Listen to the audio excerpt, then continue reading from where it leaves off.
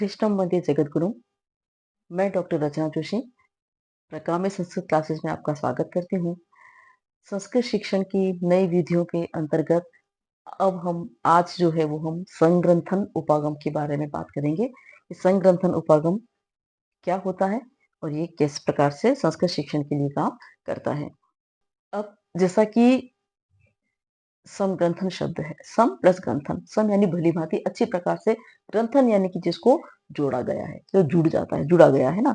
और इसको एक ढांचे के रूप में, पैटर्न के रूप में, इसको एक नमूने मॉडल के रूप में इसको देखा जाता है। इसका अर्थ इसको उस रूप में देखते हैं और उसी के आधार पर वाक्यों का निर्माण होता है। यानी कि पर्टिकुलर हमको एक पैटर्न तय कर लेते हैं कि इस प्रकार का पैटर्न, और उसी के आधार पर हम संपूर्ण वाक्य उसके अंदर बनाते हैं। या कोई हमने एक मॉडल ले लिया या एक नमूने के रूप में हमने कोई वाक्य ले लिया और उस वाक्य के आधार पर अन्य वाक्यों की रचना करना सिखाना, ये संग्रंथन है ना। इसमें केवल मात्र वाक्य की रचना पर विशेष बल दिया जाता है। वाक्य रचना निर्माण जो होता है उसके ऊपर विशेष रूप से बल दिया जाता है इसके अंदर, ठीक है। और इसमें इसके जो अन्य दूसरे जो नाम है, या ये संग्रंथन उपागम जो है वो संरचनात्मक उपागम के नाम से जाना जाता है, वाक्य संघटनोपागम के नाम से जाना जाता है। इंग्लिश में इसको स्ट्रक्चरल अप्रोच कहते हैं इसको, है ना। तो ये इस प्रकार का ये जो संग्रंथन है, जहां पर कि हम वाक्य रचना पर ध्यान देते हैं। पर्टिकुलर कोई एक पैटर्न तय कर लिया जाता है, एक वाक्य विशेष तय कर लिया जाता है कि इसी तरीके से दूसरे वाक्य बनाए जाएंगे, स्वीकृत किया जाएंगे, और उसी के आधार पर उसका प्रयोग करते हुए विद्यार्थी स्वयं व्याकरण को सीखता है। उसको व्याकरणिक नियमों की इसके अंदर कोई जानकारी सैद्धांतिक रूप में नहीं दी जाती है। उसको केवल वाक्यों के प्रयोग के आधार पर, प्रयोग करते करते करते करते वो खुद अपने आप सीखता है, समझता है ना। यानी कि इसको व्याकरणिक नियमों में नहीं बांधा जाता उसको। ये संगठन के मेन वो चीज आती है। अब कैसे होता है कि जिसको, जैसे कि इसका स्ट्रक्चर कैसे बनता है कि जैसे कि एक सेंटेंस, छोटा सेंटेंस बना दिया मैंने, रामः पठति। एक सेंटेंस बना। दूसरा सेंटेंस बनाया मैंने, रामः पुस्तकम पठति। और तीसरा सेंटेंस बनाया मैंने, रामः पुस्तकम शनैः शनैः पठति। ठीक है, ये तीनों ही वाक्य हैं और ये तीनों ही अलग अलग पैटर्न है। इन तीनों ही अलग अलग पैटर्नों पर हम विद्यार्थियों को सिखा सकते हैं, उनको संग्रथन के माध्यम से सिखा सकते हैं। जैसे कि पहला ही सेंटेंस हम सरल, क्योंकि सबसे सरल सेंटेंस ये है, इसी से बात करते हैं, रामः पठति। अब यहाँ पर जब हमने रामः पठति पढ़ाया तो रामः पठति, सुरेशः पठति, सीता वदति, अयम गच्छति, है ना। इस प्रकार के जब हम एक जैसे वाक्यों का भी प्रयोग करते हैं, तब बच्चों को ये समझ में आता है कि चाहे पुल्लिंग शब्द हो, चाहे स्त्रीलिंग शब्द हो, जब किसी तीसरे व्यक्ति के विषय में बात कर रहे हैं, क्योंकि स्वयं के लिए तो हो ही नहीं रहा, किसी हर तीसरा व्यक्ति, ये कोई भी, चाहे राम हो, चाहे सीता हो, चाहे सुरेश हो, चाहे महेश हो, कोई भी है ना। अब वो सब तीसरा व्यक्ति है और उनके लिए वो जा रहा है, खाता है, पीता है, करता है, जब ये प्रयोग कर रहे हैं तो उसको ये समझ में आ रहा है कि इनके साथ में ती ती ती लगता है, पठती पठती पठती, गच्छति, हंसती, वदती, चलती, ये सब ती ती लग रहा है। उसको एक एक ये चीज समझ, उसको व्याकरणिक रूप से समझ में नहीं आया है, ये कौन सा पुरुष है, ये कौन सा वचन है, कि कौन सी क्रिया है, ये क्या है, उसको कुछ भी समझ में नहीं आया, लेकिन उसको इतना पता चला है कि इसके साथ में ये हो रहा है। दूसरा प्रयोग किया कि त्वम गच्छसि, त्वम वदसि, त्वम हंससि, है ना। अब ये त्वम का जब प्रयोग करते हैं कि वो पर्टिकुलर देख रहा है कि हर जगह पर त्वम ही शब्द आ रहा है और उसके साथ में ती की जगह पर सी हो गया। पठसी, गच्छसी, हंससी, वदसी, चलसी, जब ये आ रहा है तो उसको ये पता है कि जहां पर त्वम शब्द लगता है वहां पर ये ती की जगह सी हो जाता है। ये उसको इतना पता पड़ रहा है, ये चीज वो समझ रहा है ना। अहम गच्छामी, वदामी, चलामी, हंसामी, जब ये प्रयोग कर रहे हैं तो वो यहाँ पे ये समझेगा कि अहम शब्द लगता है तो उसके साथ में ती की जगह पर मी हो जाता है। तो ती, सी और मी, इसका जो अंतर है वो कहाँ समझ रहा है, एक जैसे स्ट्रक्चर वाक्यों को देख करके। तो ये जो प्रयोग होता है हमारा, ये प्रयोग जो है, ये क्या कहता है, संग्रथन कहला है। हम यानी कि एक ही ग्रथन के माध्यम से हम एक ही प्रकार के वाक्यों की संरचना करते हुए हम जब उसको कोई अलग अलग तरीका जब सिखा रहे हैं तो ये होता है हमारा संग्रथन। तो ये पैटर्न है और उस पैटर्न के आधार पर उनको, विद्यार्थियों को क्या होता है, सिखाया जाता है। इसी के आधार पर जो होता है वो वाक्यों का निर्माण होता है। इस प्रकार से अगर हम सरल शब्दों में कहें तो संग्रंथन जो होता है वो एक नमूना वाक्य है, जिसके आधार पर हम अन्य नए समान वाक्यों की रचना करते हैं। ये संग्रंथन है, ठीक है। इन संग्रंथनों को बनाने के लिए, संग्रंथन उपागम का प्रयोग करने के लिए हम पर्टिकुलर कुछ शिक्षण सूत्रों का प्रयोग करते हैं।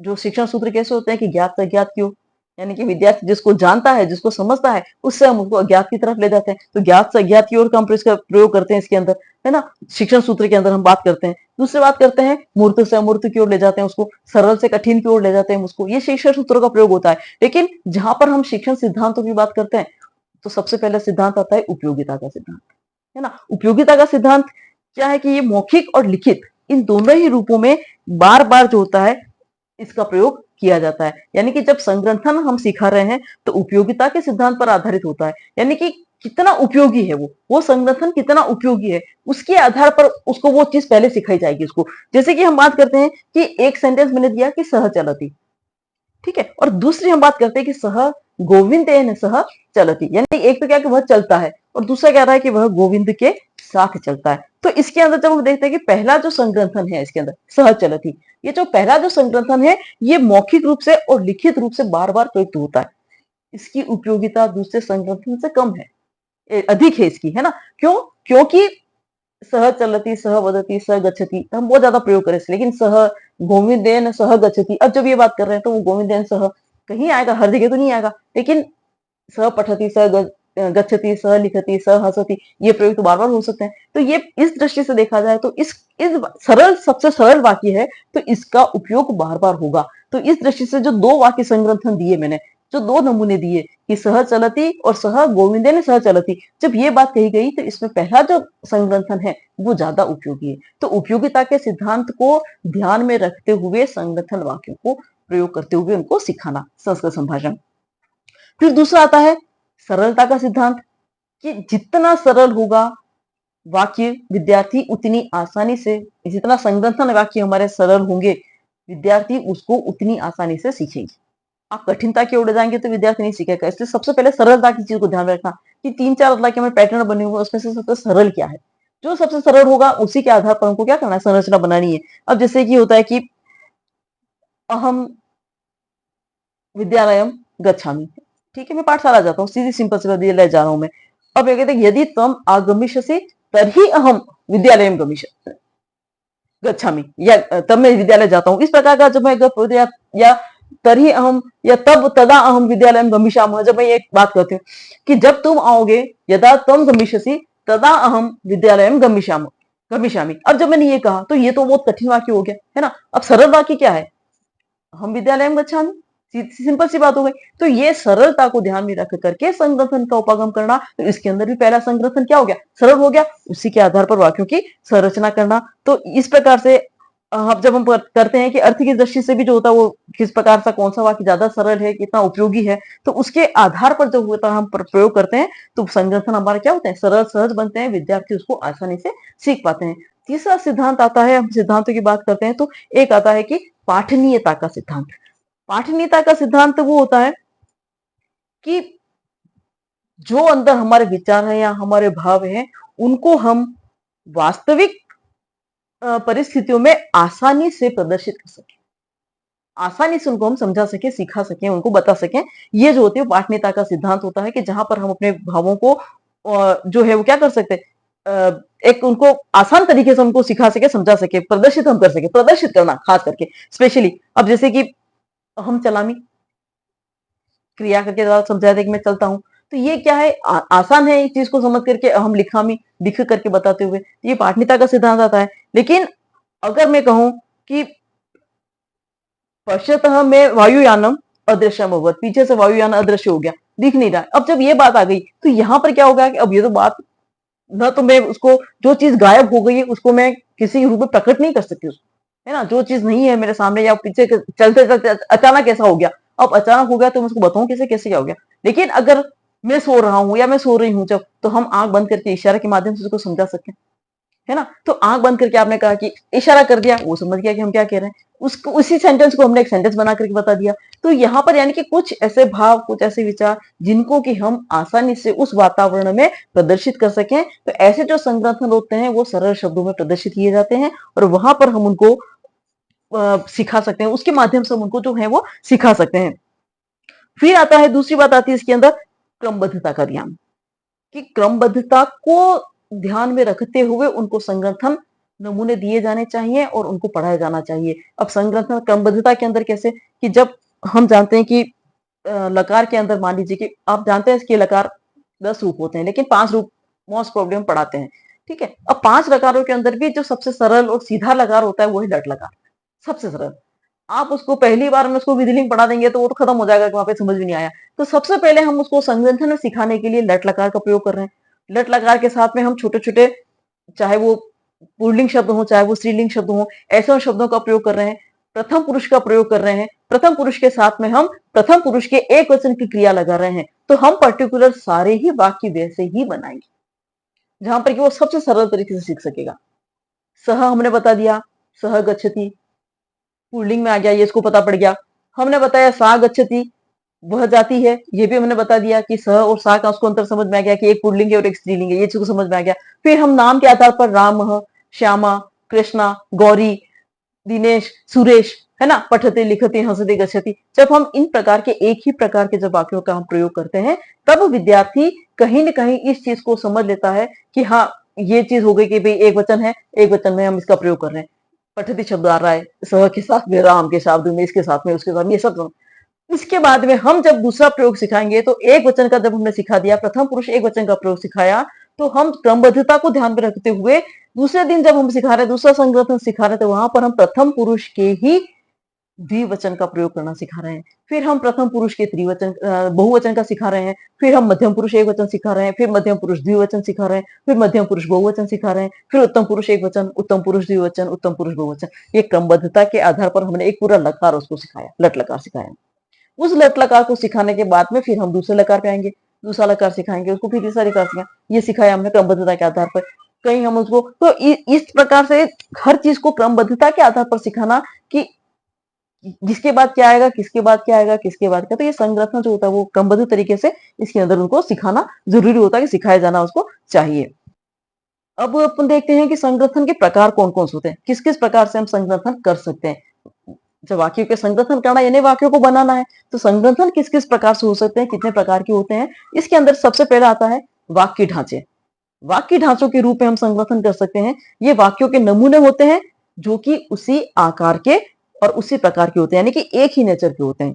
एक ही नेचर के होना है, जैसे कि एक कहा कि दिनेशः वदति, ये एक प्रकार हो गया, ठीक है। इसी प्रकार के दूसरे वाक्य बनाना, सुरेशः हसति,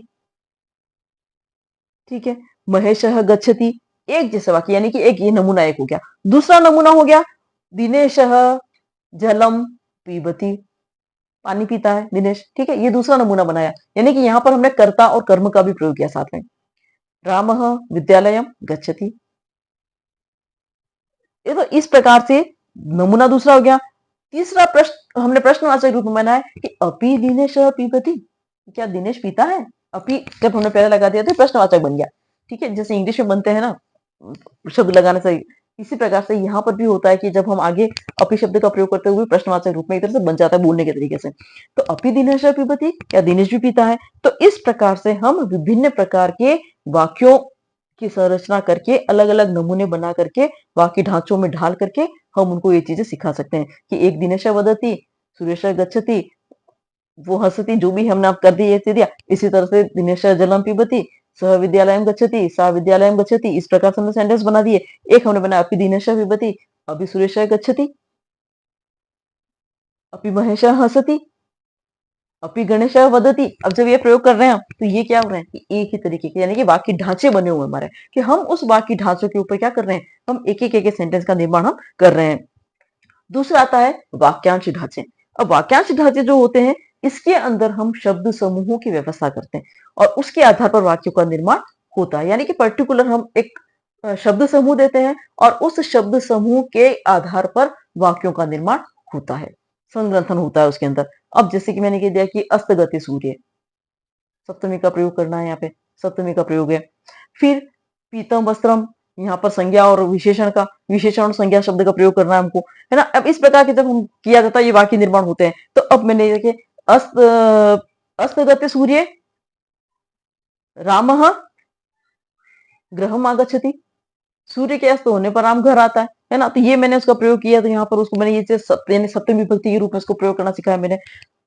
पीतम वस्त्रम कृष्ण धारयति, पीला वस्त्र कृष्ण पहनता है। अब जब ये कह दिया मैंने, तो यहाँ पर पीतम विशेषण हो गया, वस्त्रम संज्ञा हो गई, विशेषण और संज्ञा का प्रयोग यहाँ पे करना सिखाया। तो इस प्रकार से इन आधार पर भी छोटे छोटे वाक्यांशों के आधार पर छोटे छोटे शब्द समूहों को बना करके हम वाक्यों का निर्माण करवाना, इस तरह से भी संग्रथन होते हैं। ये भी संग्रथन का एक तरीका होता है। फिर आता है संभाषणात्मक ढांचों के रूप में करवाना, कि जहां पर हम संभाषण के रूप में एक दूसरे से बातचीत करने के रूप में हम वाक्य की संरचना करते हैं।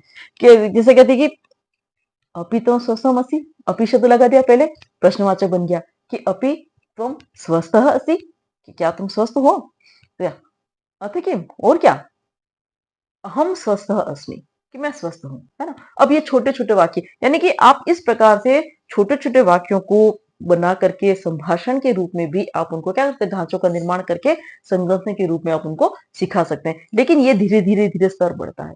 पहली ही बार में आप इनमें से किसी भी प्रकार के ढांचे का रूप नहीं कर सकते प्रयोग। सबसे पहले आपको सरल वाक्यों के ही संग्रथन सिखाने पड़ेंगे, फिर आप वाक्यांशों का सिखाएंगे, फिर आप इसके बना करके ग्रुप बना करके संभाषण के रूप में आप उसको सिखाएंगे, है ना। तो इस प्रकार से निश्चित समय पर निश्चित शब्दों का प्रयोग करके भी हम सिखा सकते हैं। ये क्या कहते हैं, संग्रथन कर सकते हैं। सुप्रभातम है, शुभ रात्रि है, ऐसे शब्दों का प्रयोग करते हुए भी हम संग्रथन को सिखा सकते हैं। तो ये जो चीजें होती हैं संग्रथन के लिए, तो इस प्रकार के इनके ढांचे बनते हैं। फिर अपन बात करें कि संग्रथन को सिखाते समय में हम किन किन बातों को हमको स्पेशली ध्यान रखना चाहिए। तो यहाँ पर हमें शिक्षण सूत्रों की जानकारी होनी चाहिए, जो मैंने आपको पहले बता चुकी हूँ मैं। ज्ञात से अज्ञात की ओर ले जाना, सरल से कठिन की ओर ले जाना, मूर्त से अमूर्त की ओर ले जाना, है ना। इस प्रकार से इन शिक्षण सूत्रों का प्रयोग करते हुए उनको पढ़ाना चाहिए। फिर प्रत्येक जो भी ढांचा हम बना रहे हैं, प्रत्येक ढांचे को पढ़ाते समय में हमें उचित वातावरण का निर्माण करना जरूरी है, कि उसके माध्यम से विद्यार्थी उसको ज्यादा आसानी से सीख सकता है। चाहे आप ब्लैक बोर्ड पे लिख के ले, चाहे क्रियाओं के माध्यम से आप करवा रहे हैं, जिस किसी भी तरीके से करवाएं, तो पर्टिकुलर वो वातावरण वहां पर होना जरूरी है उसका। फिर उस जो संग्रथन उनको सिखाया जा रहा है, उसका विद्यार्थियों को इतना अभ्यास करवाया जाए, इतना अभ्यास करवाया जाए कि वो एक उसकी क्या कह सकते हैं, उसकी हैबिट बन जाए, उसकी आदत में आ जाए। जैसे कहते हैं ना कि नींद में भी उठा कर पूछ लो कि हाँ तो ये ऐसा है, वो वाली बात उस स्थिति में आ जाए। जैसे कि हम बच्चों को क्या कहते हैं, वो ये टेबल रटाते हैं ना, पहाड़े लिखवा सिखाते हैं उनको, या रटाते हैं, या कविता सिखाते, कुछ भी करते हैं, उनको नींद में भी बोलो तो वो नींद में भी बोलने लग जाते हैं। इतना उनको अभ्यास हो जाता है ना। तो वो अभ्यास इतना करवाना कि वो किसी भी चीज का, कि वो उसकी एक हैबिट पड़ जाए कि हाँ ये तो ये हो गया, बस कोई दिक्कत ही नहीं है इसमें। तो इस प्रकार से उसको अभ्यास करवाना उसका, और प्रत्येक प्रकार के ढांचे का जितना हो सके उतना उसको प्रयोग करने की कोशिश करवाना, उसको सिखाना, कि वो उसको सीख सके, ताकि वो अधिक से अधिक उसका प्रयोग करके संगठन के अंदर उन विभिन्न प्रकार के वाक्यों का या संगठनात्मक जो भी वाक्य हैं, उसके संरचनात्मक जो भी वाक्य हैं, उनका वो प्रयोग करते हुए उसको आसानी से सीख सके। अब हम देखते हैं कि जो वाक्य है, जो ढांचे हैं हमारे, जो हमने पढ़े कि वाक्य ढांचा है, वाक्यांश ढांचा है ना, जो वाक्य ढांचे हैं, तो इनको हम सरल से कठिन की ओर कैसे बना सकते हैं। क्योंकि सरल से कठिन की ओर अनुसरण करना ना, एक चीज जो तो सीख ली, अब वहां पर देखा कि जैसे कि एक सेंटेंस बना दिया कि रमेश पठती, एक सेंटेंस बनाया। अब उससे थोड़ा सा कठिन सेंटेंस, रमेश नाटकम पठती, ठीक है। फिर उससे और थोड़ा कठिन सेंटेंस कि रमेश अभिज्ञान शाकुंतलम नाम नाटकम पठती। अब जब ने ये तीसरा सेंटेंस बना दिया, फिर इसका पुत्र जो है वो नाटक पढ़ रहा है। इस प्रकार से हम धीरे धीरे धीरे धीरे एक स्टेप उठाते हुए वाक्य को क्या करेंगे, कठिनता की ओर ले जाएंगे। सबसे पहले सरल वाक्य, सरल से थोड़ा सा कठिन, फिर उससे कठिन, उससे कठिन, इस प्रकार से हम उसको कठिनता की ओर ले जाएंगे। तो ढांचों को क्या होता है, धीरे धीरे हम कठिनता को बनाते हैं इसमें। लेकिन इसको देखें तो ये उपागम पुराना है, तो पुराना है, ये नया नहीं है। नया उपागम के रूप में ये चीज नहीं आई हुई है, क्योंकि पहले के समय में जो एक पदांतर विधि के रूप में भी एक विधि आती है, जिसको कि सब्स्टिट्यूशनल विधि भी कहते हैं, और एक आता है हमारा प्रत्यक्ष मेथड, जो आपने पढ़ाई है, डायरेक्ट मेथड, प्रत्यक्ष विधि, है ना। तो ये इसका एक संशोधित रूप है, और इसका जो संग्रथन का जो इसका प्रयोग हुआ था, वो सबसे पहले अंग्रेजी शिक्षण के लिए किया गया था। अंग्रेजी भाषा को सिखाने के लिए इसका प्रयोग किया गया था, ठीक है। लेकिन बाद में इसको दूसरी भाषाओं के लिए, स्पेशली संस्कृत भाषा के लिए इसका प्रयोग किया जाने लगा है इसमें। तो इसमें इसकी सबसे मुख्य विशेषता के रूप में अगर हम देखें, तो इसकी विशेषता ये है कि इसमें व्याकरण के नियमों की सैद्धांतिक जानकारी नहीं दी जाती है। बच्चा खुद सीखते सीखते अपना व्याकरण के नियम समझने लग जाता है। उसको व्याकरण के नियम सिखाए नहीं जाते हैं। और दूसरा ये चीज बताई जाती है सिद्धांत के ऊपर कि ये केवल वाक्य ढांचे हैं, ये शब्द नहीं होते हैं। इनका चयन बहुत ध्यान से किया जाना चाहिए। संग्रंथनों का चयन स्पेशली बहुत ध्यान से करना चाहिए कि किस स्तर के लिए कर रहे हैं, कहाँ कर रहे हैं, तो उसके आधार पर उसका चयन होना चाहिए। सिखाने के लिए उचित वातावरण का निर्माण होना जरूरी होता है। मातृभाषा का प्रयोग नहीं के बराबर, जब तक कि अति आवश्यक नहीं हो, मातृभाषा का प्रयोग नहीं किया जाना चाहिए। तो वो प्रत्यक्ष मेथड वाली बात आ गई कि आप उसी भाषा में उनको सिखाए सारी चीजें और वो उसी भाषा में उसको सीखे और समझने का वो उसको प्रयास करेगा। उसका मौखिक अभ्यास उसको निरंतर करवाना उसको। और संग्रंथन जो है उनको पढ़ने और लिखने के तरीके जो होते हैं वो भी भिन्न भिन्न होने चाहिए। एक जैसे तरीके से बार बार हर तरीका एक ही अपना ये भी जैसा नहीं होना चाहिए, हर तरीके के अलग अलग तरीके से उसके अंदर होना चाहिए। और इसी को अलग अलग संस्थितियों में जब हम इसका प्रयोग करते हैं तो इसे संग्रथन संस्थिति उपागम भी कहते हैं। संग्रथन संस्थिति उपागम, ये दूसरा नाम है स्ट्रक्चरल सिचुएशनल अप्रोच, है ना, ये भी इसको हम कहते हैं। और प्राथमिक स्तर पर जब हम इसको सिखाते हैं तो इसके लिए जो अलग अलग जो योग्य संस्थिति की जब बात की, तो योग्य संस्थिति होनी चाहिए, योग्य वातावरण होना चाहिए, उचित वातावरण होना चाहिए। तो जब छोटी क्लास को हम पढ़ाते हैं तो छोटी क्लास के लिए उचित वातावरण में क्या होता है कि वहां क्लास के अंदर जितनी भी चीजें हैं वहां पर, है ना, उन चीजों का प्रयोग करते हुए छात्र होते हैं, छात्राएं होती हैं, शिक्षक होता है, श्याम पट होता है, चौक होता है, डस्टर होता है, दरवाजे हैं, खिड़कियां हैं, पंखे हैं, टेबल है, कुर्सियां हैं, बहुत सारी चीजें होती है ना। तो उन चीजों को, किताबें हैं, बैग है, अपने लिखने की कलम है, हमारे पेन है हमारे पास में, इन सब चीजों को ध्यान में रखते हुए उन चीजों को ध्यान में रख करते हुए ही संग्रथनों का प्रयोग करते हुए उचित वातावरण में इन शब्दों का प्रयोग करते हुए उनको संग्रथन बना करके उनको सिखाना चाहिए। और उच्च स्तर पर जहां बात आती है तो वहां पर उनके लिए क्या बोलते हैं अपने ये वार्तालाप, बातचीत करना उनके साथ में, संभाषण के लिए उपयुक्त वातावरण बनाना उनके साथ में। तो इस प्रकार से हम उनको संगठन उनको सिखा सकते हैं। अब जब हम संस्कृतियों का अंदर कक्षा के अंदर जब हम निर्माण करते हैं संस्कृतियों का, तो कैसे करते हैं? हाव भाव के द्वारा संस्कृतियों का निर्माण कर सकते हैं। हाव भाव प्रदर्शन करना, किसी भी चीज का खा करके या किसी फूल को देखा, सुंदर है, बहुत खूबसूरत है, आपने ये दिया। कोई चीज खाई आपने, मस्त है, एकदम मीठा मीठा है, बहुत अच्छा है ना, टेस्टी है, आपने ये चीज कह दिया। आपने, आपको कोई नींद आ रही है, आपने आंख बंद करके इशारा कर दिया कि मुझे नींद आ रही है ना। इस तरह की जब हाव भाव के द्वारा भी हम क्या करते हैं, संस्कृतियों का निर्माण करते हैं। वाक्य संग्रथन को सिखाने के लिए क्रियाओं के द्वारा हम कर सकते हैं, जहां पर कि हम विभिन्न प्रकार की क्रियाओं को करते हुए उनको सिखाते हैं। लिखना, पानी पीना, घूमना, चलना, कूदना, ये सब क्रियाएं ऐसी हैं कि जब हम उनको करके सिखा सकते हैं, उनको दिखा सकते हैं। फिर आता है चित्रों के द्वारा, चित्रों को दिखा करके एतत् चित्रम अयम अश्वः, है ना, अश्वः धावति, ऐसे ऐसे जब चित्रों को माध्यम से हम उसको वहां संगत कर सकते हैं। रेखा चित्र बना करके कि जहां पर हमें कुछ थोड़ा बहुत कोई पेंटिंग करना आता है तो हम आड़ी टेढ़ी रेखाएं खींच करके किसी पक्षी का चित्र बना दिया, अयम मयूरः, अयम कपोतः, है ना, इस प्रकार से हम चित्र बना करके तो वो हम कर सकते हैं इसके अंदर। तो इस प्रकार से संगठन की ये चीजें होती है, इसके द्वारा भी हम संगठन उनको सिखा सकते हैं। अब इसकी जब बात करते हैं तो इसके गुण क्या है? संगठन उपागम है तो गुण तो होंगे इसके। गुण क्या हो सकते हैं कि इसके अंदर सबसे पहले मौखिक कार्य पर बल दिया जाता है। दूसरा आता है भाषा से संबंधित इसकी कठिनाइयां तुरंत शीघ्रता से दूर हो जाती है इसकी कठिनाइयां, क्योंकि शिक्षक सामने होता है तो वो कठिनाइयां दूर करेगा ही देगा उसकी। फिर इसका अभ्यास, संग्रंथनों का अभ्यास तब तक करवाया जाता है जब तक कि विद्यार्थी का उसके ऊपर पूर्ण अधिकार नहीं हो जाता है। जब तक कि उसको वो बात पूरी तरह से समझ में नहीं आ जाती तब तक उस एक ही चीज का बार बार बार बार बार बार अभ्यास करवाया जाता है। और ऐसी जब स्थिति होती है तो वहां पर शिक्षक और छात्र दोनों क्या होंगे? सक्रिय। शिक्षक भी सक्रिय होगा, छात्र भी सक्रिय होगा, तो ये दोनों सक्रिय रहेंगे। और इस प्रकार से भाषा, इसके माध्यम से भाषा के चारों ही कोषों का विकास अच्छी तरह से हो जाता है इसके अंदर। और अगर हम देखें तो इसके अंदर छात्रों को बोलने का अधिक अवसर मिलता है, छात्रों को अधिक अवसर प्रदान किया जाता है। छात्र अधिक से अधिक बोलेंगे तभी तो सीखेंगे संगठन कर के माध्यम से, है ना। तो फिर शिक्षक जो होता है शिक्षकों के द्वारा बार-बार जब कोई चीज़ उसको बुलाई जाती है, कोई संगठनों का उच्चारण उनको करवाया जाता है, तो विद्यार्थी क्या करते हैं कि पढ़ने या लिखने से पहले उस चीज़ को सीख लेते हैं, क्योंकि वो बोल रहे हैं ना, बोल के तो पहले सीख लिया उन्होंने, फिर केवल पढ़ना और लिखना ही बाकी रहा उसको। बाकी क्योंकि वो ना देख रहा है ब्लैक बोर्ड पे कुछ लिखा हुआ, ना वो बोल रहा है, केवल मात्र शिक्षक बोल रहा है, विद्यार्थी उसको दोहरा रहे हैं। अब शिक्षक केवल बोल रहा है कि अहम लिखामि, सब विद्यार्थी बोल रहे हैं अहम लिखामि, अहम पठामि, अहम पठामि, अहम गच्छामि, अहम गच्छामि। अब जब सब विद्यार्थी इसको बोलते थे, शिक्षक बोल रहा है, विद्यार्थी बोल रहे, शिक्षक बोल रहा है, विद्यार्थियों के दिमाग में वो चीज पहले ही बैठ गई है, जो कि ना तो उन्होंने पढ़ा है ना उन्होंने लिखा है। तो पढ़ने और लिखने से पहले ही वो विद्यार्थी क्या होते हैं, उसको सीख लेते हैं उनको। और इसमें शब्द क्रम भी चलता है कि कौन सा शब्द पहले आएगा, बाद में कौन सा शब्द आएगा। एक भाषा की अपनी विशेषता के अनुसार ये सारी चीजें आ जाती है। फिर इसके अंदर शिक्षण सूत्रों का अनुसरण किया जाता है, इसके अंदर ये बात भी आ जाती है।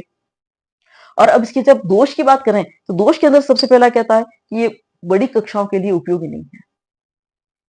छोटी कक्षाओं के लिए उपयोगी, जहाँ रटने रटाने की बात आती है, ज्ञान की बात आती है, वहां पर छोटी कक्षाओं के लिए उपयोगी हो सकता है, लेकिन बड़ी कक्षाओं के लिए जो क्या था उपयोगी नहीं होता है।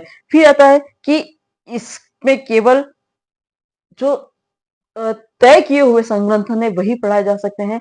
हर चीज को संग्रंथन के माध्यम से नहीं पढ़ाया जा सकता है। हम पर्टिकुलर किसी लकार को सिखाने के लिए, किसी शब्द रूप को सिखाने के लिए, कारक विभक्तियों का प्रयोग सिखाने के लिए, ऐसी छोटी-मोटी चीज़ों को सिखाने के लिए हम संग्रंथन का प्रयोग कर सकते हैं। लेकिन हर चीज़ को सिखाने के लिए संग्रंथन का प्रयोग नहीं किया जा सकता है। तो इसलिए पर्टिकुलर कुछ सुनिश्चित चीज़ें ही ऐसी होती है कि जिनका हम संग्रंथन कर सकते हैं। तो ये इसका दोष है। फिर जो इसकी पाठ्य पुस्तकें जो हैं, जो तय की हुई हैं, किताबें जो कोर्स तय की हुई हैं, वो हम पूर्ण रूप से इसके माध्यम से नहीं पढ़ा सकें। वो पूर्णता से नहीं पढ़ाई जा सकती है। शिक्षण जो होता है वो यांत्रिक हो जाता है, यंत्रवत हो जाता है। शिक्षक बोल रहा है, छात्र बोल रहे हैं, शिक्षक बोल रहा है, छात्र बोल रहे हैं, शिक्षक बोल रहा है, छात्र बोल रहे हैं। एक ही एक प्रक्रिया चलती रहती है, चलती रहती है, जैसे मशीन चल रही है ना। तो वो मशीनीवत हो जाता है, यांत्रिकवत हो जाता है और निरस्त आ जाती है इस चक्कर में। और इसमें अगर रुचि का कोई केंद्र होता है तो वो भाषा होती है, छात्र नहीं होते हैं रुचि का केंद्र। छात्र की रुचि बने ना बने, लेकिन भाषा के ऊपर रुचि बनी रहती है कि भाषा सिखाना है इनको, है ना? तो ये रुचि एक भाषा की बनी रहती है, छात्रों के ऊपर नहीं रहती इसके ऊपर ध्यान। तो ये संगठन उपागम मुख्य रूप से होता है। और जब हम इसकी बात करें कि अब प्रत्यक्ष विधि है तो फिर संगठन की आवश्यकता क्या है? संगठन और प्रत्यक्ष विधि दोनों में कुछ न कुछ समानता है ना? अब इन दोनों की समानता क्या है? तो दोनों में वास्तविक या काल्पनिक संस्कृतियों का निर्माण होता है, जहाँ पर हम उनको एक भाषा को उसी भाषा के माध्यम से सिखाने का प्रयास करते हैं। वहाँ पर प्रत्यक्ष विधि में हम सब चीज़ों को उसी भाषा में बोल कर के समझा रहे हैं, उसी भाषा में सिखा रहे हैं, उसी भाषा में पढ़ा रहे हैं। संग्रंथन में हम पर्टिकुलर किसी एक चीज़ एक क्या कह सकते हैं, वस्तु विषय विषय वस्तु को हम स्पेशली पढ़ा रहे हैं, उसके संग्रंथन से, उसको छोटे-छोटे वाक्यों के माध्यम से पढ़ा रहे हैं। फिर आता है कि ये दोनों ही जो विधियाँ हैं, वो क्या कहते हैं, व्याकरणिक नियमों को समझाने के खिलाफ है। व्याकरणिक विधि नहीं समझानी है, व्याकरण के नियम पहले नहीं समझाने हैं उनको, कुछ नहीं करना है, उनको सीधा उनको बोलना सिखाना है, उनको वाक्य रचना गणना सिखाना है, तो ये सिखाता है। और ये दोनों ही जो हैं, चाहे वो प्रत्यक्ष विधि हो, चाहे वो संग्रथन उपागम हो, ये दोनों ही मातृभाषा का प्रयोग अ, बिल्कुल भी करना नहीं चाहते हैं, पूर्णतः वर्जित मानते हैं कि इस प्रकार का जब भाषा का कोई शिक्षण करवाया जाता है, किसी भाषा विशेष को सिखाने के लिए जब हम किसी चीज़ का प्रयोग करते हैं, तो वहाँ पर उसी भाषा में प्रयोग होना चाहिए, अन्य भाषा का प्रयोग उसके साथ में नहीं होना चाहिए। ये इसको सिखाते हैं। तो ये हमने संग्रथन उपागम की बात की। आज हमने ये एक नया उपागम देखा, संग्रथन उपागम। और ये वीडियो आपको पसंद आया है, आपको अच्छा लगा हो तो आप शेयर करें, लाइक करें, कमेंट करें। अधिक से अधिक लोगों तक इसको पहुँचाने का प्रयास करें आप इसको। और मैंने पहले भी जैसा वीडियो में बताया आपको कि आप ये विधियाँ जो है ये बहुत सामान्य विधियाँ हैं जो कि हर विषयों के लिए काम में आती हैं। तो आप अन्य विषय वाले विद्यार्थियों को भी आप सलाह दे सकते हैं उनको कि आप ये वीडियो देखें मेरे और उसको समझने की कोशिश करें। और इनके अलावा किसी अन्य विषयों के विद्यार्थी कोई नई विधि भी पढ़ना चाहें तो सामान्य विधि के अंतर्गत मैं उनको विधियाँ पढ़ा सकती हूँ, तो वो मुझे कमेंट करके बताएं अगर वो पढ़ना चाहें तो। और आप अधिक से अधिक इसको शेयर करेंगे तो अच्छा रहेगा, मुझे भी लगेगा कि मुझे प्रोत्साहन मिलेगा कि हाँ आप कुछ कर रहे हैं। और बाकी तो नमस्कार।